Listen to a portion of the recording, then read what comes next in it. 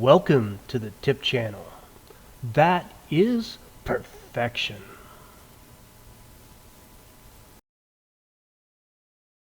Hello and welcome back to the Tip Channel. Do you have a ceiling like this one, 12 by 12 ceiling tile? This was a remodel that we did back in the 70s. Yes, I was part of that generation where we were covering up the old plaster ceilings that the plaster might have been cracked or may even been some missing plaster up there. So we ran furring strips across the existing plaster ceiling and then put up the ceiling tile.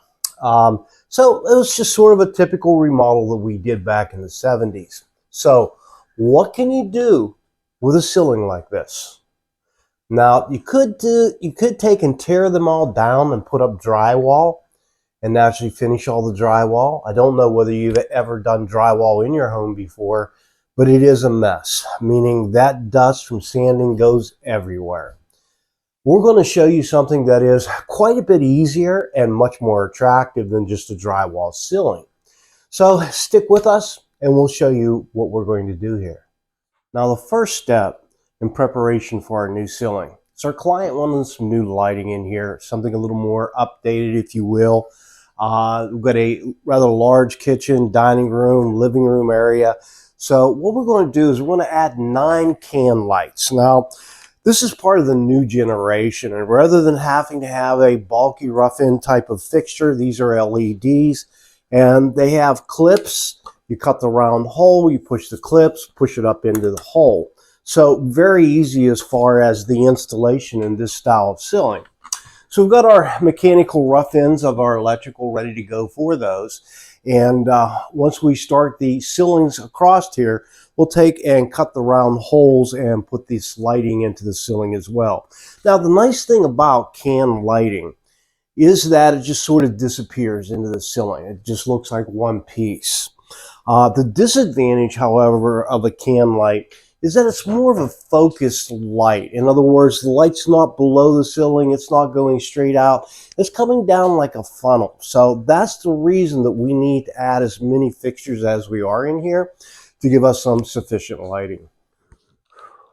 We're getting ready to load the truck and go out and start this ceiling install. Now, as you can see, I already have a ton of work involved in this project. We finished all of these boards in the shop. And if you'd like to see me finishing projects, check out my video, Finishing with ML Campbell. But the product that we're using, we've purchased from Home Depot. Now, this, once it's up, is going to look like the old style beadboard. And it is a tongue and groove material. Now, what do I mean by that? The very last piece that you put up is going to have a tongue on it. You're going to have a female piece that's going to slip into that. And then you're going to nail through the tongue. Now, when you nail through the tongue, you go at an angle and you want to be point to here, close to here, because you don't actually want to see your nail.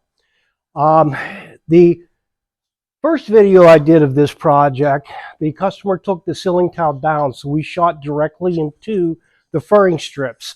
In this case, the customer wants to leave the ceiling tile up, which I'm okay with. It's in decent condition. There's a few dips in it, but I don't think that'll actually translate into the wood. But we're going to leave it up, and instead of using the staples like I did in the previous video, we're going to go to a 2-inch long finish nail. Now, it'll go through about a 1/2 inch material on the toe, and then 3/4 of an inch of material in the ceiling tile, and then a 3/4 furring strip. And keeping in mind, we're on an angle, so it's not really going to penetrate the furring strip much, so we won't have to worry about wires and things above the ceiling. But as I mentioned, we'll get a nice penetration with a 2-inch finish nail. Now, if you'd like to use this on your project and you're wondering, how do I figure out materials? First of all, the very first thing that you want to do is to actually go to the store and pick out your board. You're going to want to look for cracks and defects and what have you in the material. More importantly, you're going to want to see how warped it is. In other words, if it's a real warped board, you're not going to be able to get it tight up against the last piece that you put on. Now, if your room is let's just say 11 foot 6 inches, so almost 12. Now in our case, we're using 12 foot boards. So in your case, if you're under 12, you're going to figure one board for every 5¼ inches. In other words, they will refer to this as 6 inches wide, which is basically a nominal dimension. This board actually covers 5¼ inches because naturally you're losing your tongue and what have you. So 5¼ is your coverage.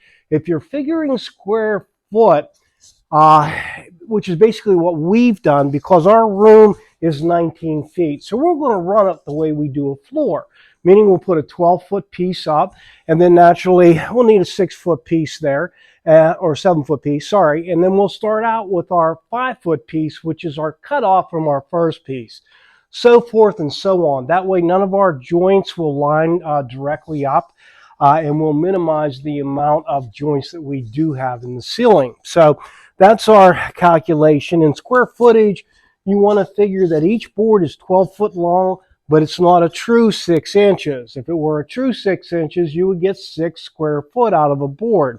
But because it's only 5¼ a 12-foot board is only going to yield 5.25, 5¼ square feet per board. So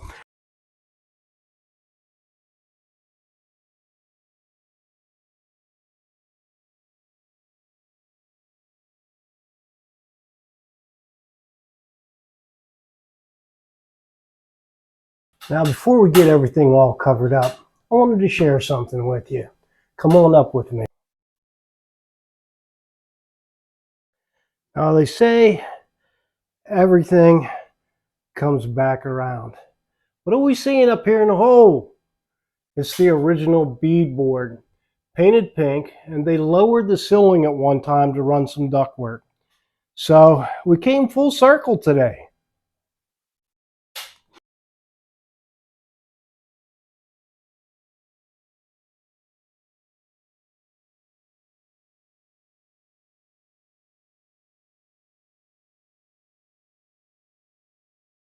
Okay, we have just completed our project. We put 5 lights in the kitchen area, and we have those set on 5,000 temperature.